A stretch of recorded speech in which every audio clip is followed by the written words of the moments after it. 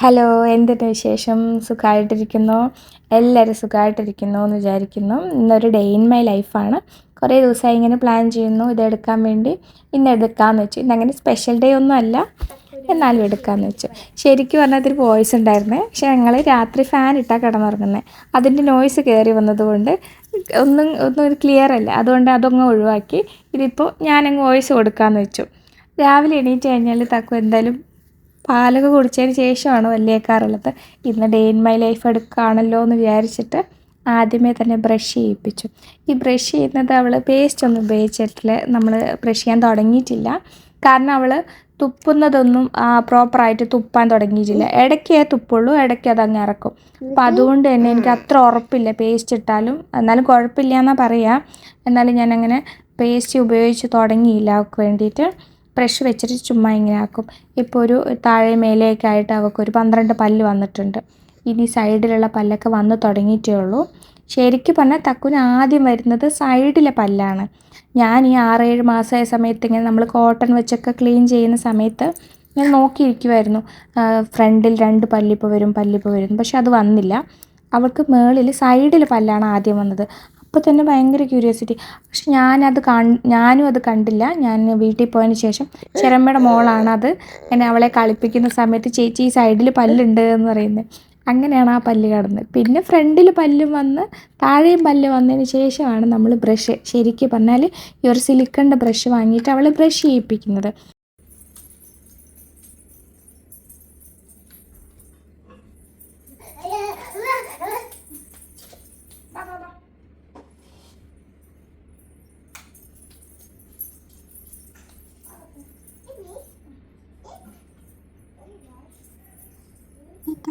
രാവിലെ ഇവിടെ വന്ന് നോക്കിയപ്പോഴാണ് അറിയണേ, രാത്രി ഇതൊന്നും ക്ലീൻ ചെയ്യാതെയാണ് ഉറങ്ങിയിട്ടുള്ളത്. തക്കുന് ഉറക്കാൻ വേണ്ടി കിടന്ന കൂട്ടത്തിൽ ഞാനും അങ്ങ് ഉറങ്ങിപ്പോയി. പക്ഷെ സാധാരണയായിട്ട് ഇതെല്ലാം ക്ലീൻ ചെയ്ത് വേസ്റ്റും കൊണ്ടുപോയിട്ട് പിന്നീട് കുളിയൊക്കെ കഴിഞ്ഞിട്ട് എന്നിട്ടാണ് ഉറങ്ങാറുള്ളത്. പക്ഷെ ഇന്നലെ അതിലൊന്നും പറ്റിയിട്ടില്ല. അങ്ങനെ കിടന്നുറങ്ങിയിരിക്കുകയാണ്. ഇപ്പോഴെന്തായാലും ക്ലീനിങ്ങിന് നിൽക്കുന്നില്ല. കാരണം ക്ലീൻ ചെയ്തവർക്കറിയാം ഇതൊരു ലൂപ്പാണ്. ഒരിക്കലും തീരാൻ പോകാത്തൊരു പ്രോസസ്സാണ് വീട്ടിലെ ക്ലീനിങ് എന്ന് പറയുന്നത്. അതൊന്നും ചെയ്താൽ മറ്റത്, പിന്നെ പ്രത്യേകിച്ച് കുഞ്ഞുങ്ങളുള്ള വീട്ടിലാണെങ്കിൽ നമുക്കത് ഒരിക്കലും തീരാൻ പോകുന്നില്ല. അപ്പോൾ ഞാൻ എന്തായാലും നിൽക്കുന്നില്ല. തക്കുന് പാൽ കൊടുത്ത് അവൾക്ക് ഫുഡും കൊടുത്തതിന് ശേഷം വേറെ എന്തെങ്കിലും ചെയ്തിട്ടേ കാര്യമുള്ളൂ. പിന്നെ നമ്മുടെ മനസ്സിൽ അതിങ്ങനെ കിടക്കും, അവൾക്ക് ഫുഡ് കൊടുത്തില്ലല്ലോ എന്ന് വിചാരിച്ചിട്ട്.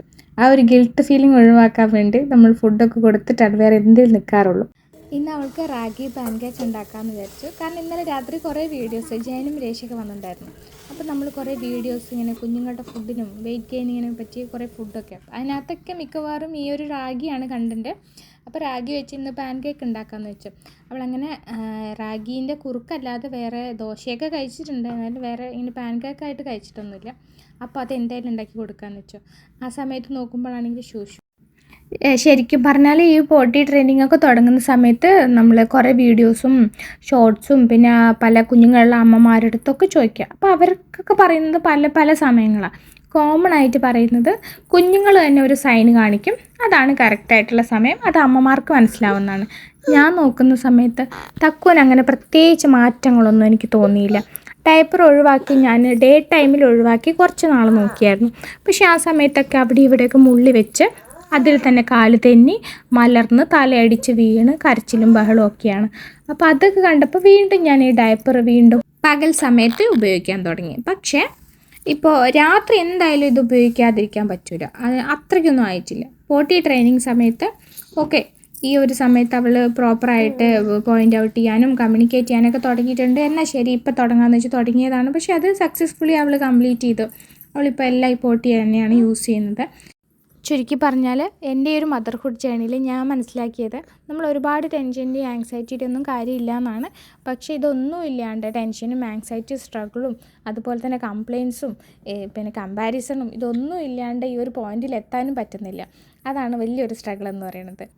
പ്രത്യേകിച്ച് പ്രിമച്ചുറായി ജനിക്കുന്ന കുഞ്ഞുങ്ങളുടെ അമ്മമാർക്ക് ഈ ടെൻഷനും ആവലാതിയൊക്കെ ഒരു 10 മടങ്ങ് കൂടുതലായിരിക്കും. എന്ത് ചെയ്യണം എന്നറിയാം. ഇത് ഈ പ്രിമച്ചറിൽ തന്നെ പലതരത്തിലുള്ള പ്രിമച്ചർ ബേബീസ് ഉണ്ട്.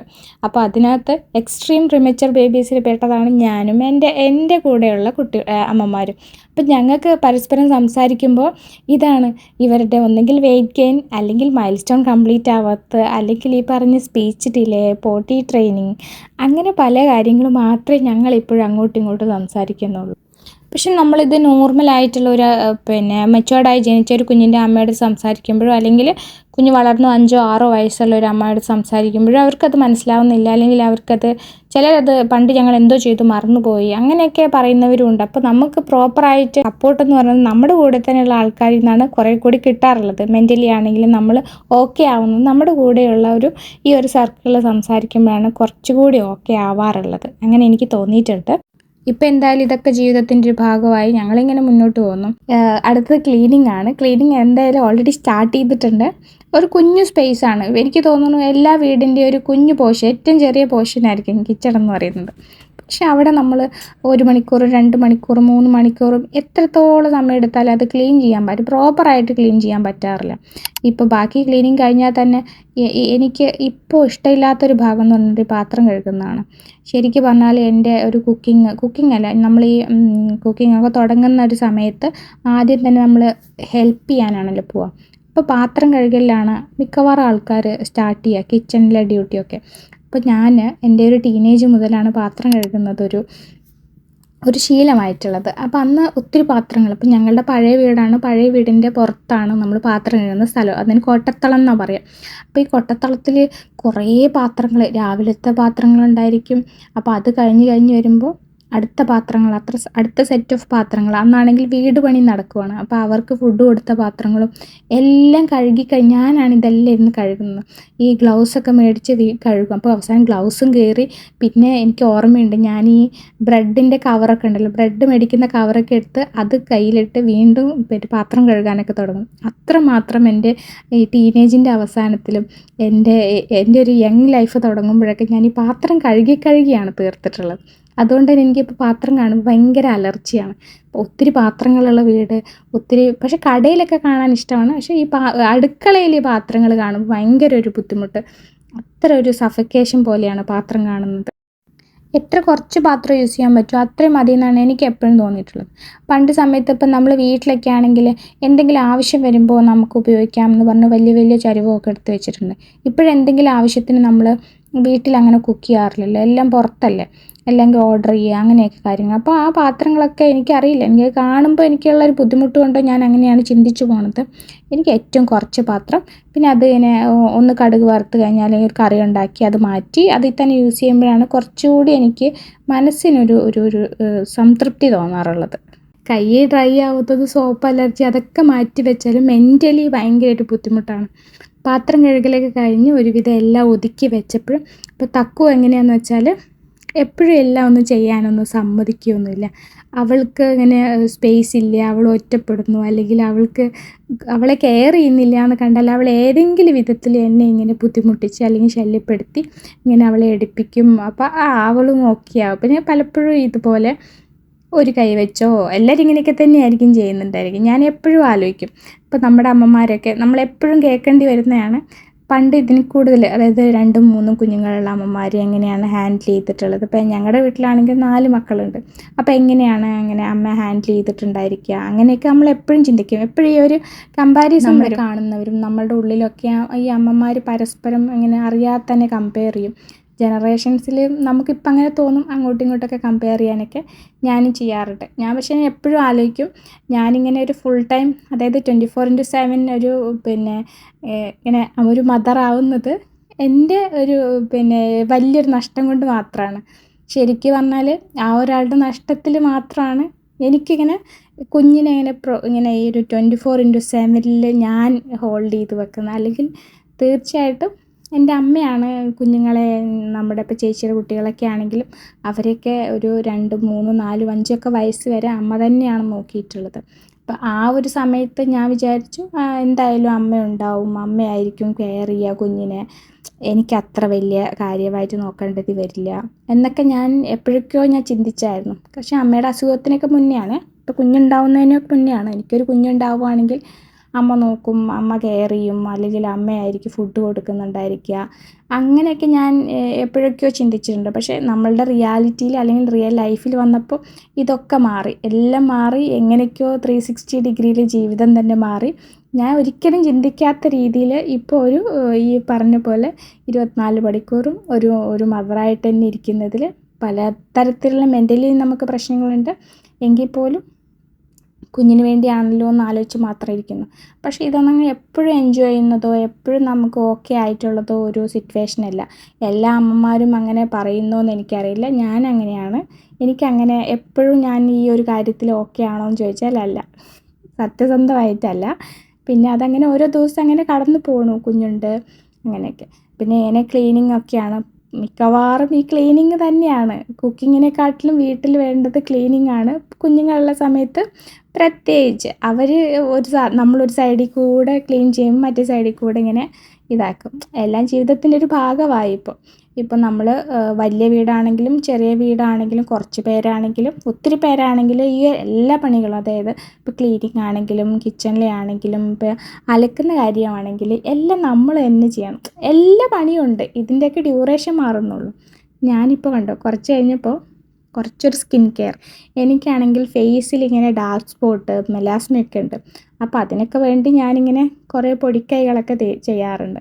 പിന്നെ കുളിയൊക്കെ കഴിഞ്ഞ് ഞങ്ങൾ പുറത്തിറങ്ങി.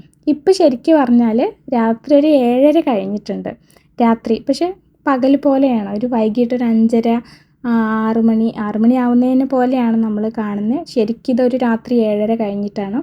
പുറത്തിറങ്ങി നമ്മൾ പുറത്തൊരു കുഞ്ഞു കാര്യങ്ങളൊക്കെ ചെയ്യാൻ വേണ്ടി പോവുകയാണ്. നോക്കാം.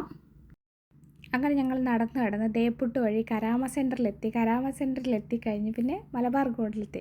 അതായത് കരാമ സെൻറ്ററിനകത്തൊരു മലബാർ ഗോൾഡ് ഉണ്ട്, അവിടെയല്ല, പുറത്ത്. അവിടെ എത്തിയിട്ട് നമ്മൾ തക്കുവിന് വേണ്ടി കുറച്ച് സാധനങ്ങളൊക്കെ മേടിക്കുകയാണ്. അവളുടെ മാലയും അതുപോലെ തന്നെ അരഞ്ഞാണമൊക്കെ നമ്മൾ വിൽക്കേണ്ടി വന്നിട്ടുണ്ടായിരുന്നു. അപ്പോൾ അത് പുതിയതായിട്ട് കുത്തി ഞാൻ മേടിച്ചു. കുഞ്ഞിനാണെങ്കിൽ ഒരു കുണുക്ക് കമ്മലും മേടിച്ചു. എനിക്ക് ഭയങ്കര ഇഷ്ടമാണ് കുഞ്ഞുങ്ങൾ ഇച്ചിരി മുടിയൊക്കെ ആയിക്കഴിഞ്ഞാൽ പിന്നെ നടക്കുന്ന പ്രായമാകുമ്പോൾ ഈ കുണുക്ക് കമ്മലും, അതായത് കുഞ്ഞ് ജിമിക്കി പോലത്തെ എന്തെങ്കിലും കമ്മലൊക്കെ ഇട്ട് മുടിയൊക്കെ ഇട്ട് ഈ പട്ടുപാടൊക്കെ ഇട്ട് നടക്കുന്ന കുഞ്ഞുങ്ങളെ എനിക്ക് ഭയങ്കര ഇഷ്ടമാണ്. അങ്ങനെ തക്കുവിനും നമ്മൾ മേടിച്ചു. കുറച്ച് വെയിറ്റൊക്കെ വളരെ കുറവാണ്, 1 ഗ്രാം 1.5 അങ്ങനെങ്ങാണ്ടേ ഉള്ളൂ. 2 ഗ്രാമിന് താഴെയാണ് ഈ ഒരു ജിമിക്ക്. പക്ഷെ നല്ല രസമുണ്ട്. അപ്പോൾ അവൾക്കും ഭയങ്കര സന്തോഷമായി. ഇട്ട സമയത്ത് ഭയങ്കര ചിരിയൊക്കെ ആയിരുന്നു. കുറേ നാളായിട്ട് ഇങ്ങനെ സ്റ്റഡ് മാത്രമല്ലേ ഇട്ടത്. അങ്ങനെ വീട്ടിലെത്തി കഴിഞ്ഞ് പിന്നെ ഉള്ളത് നമ്മൾ ഫുഡ് കഴിക്കാനാണ്. കാരണം തക്കു ഫുഡ് കഴിക്കാത്തതുകൊണ്ട് പെട്ടെന്ന് തന്നെ വീട്ടിലെത്തി നമ്മൾ അപ്പത്തിൻ്റെ മാവുണ്ടായിരുന്നു. അപ്പത്തിൻ്റെ മാവിൽ ഞാൻ പൊതുവേ അതിങ്ങനെ ഫെർമെൻ്റ് ആവാൻ വേണ്ടി കുറേ നേരം വെയിറ്റ് ചെയ്യാറില്ല. അതിനകത്ത് നല്ല തിളച്ച ചൂടുവെള്ളം അങ്ങ് ഒഴിക്കാറാണ് പതിവ്.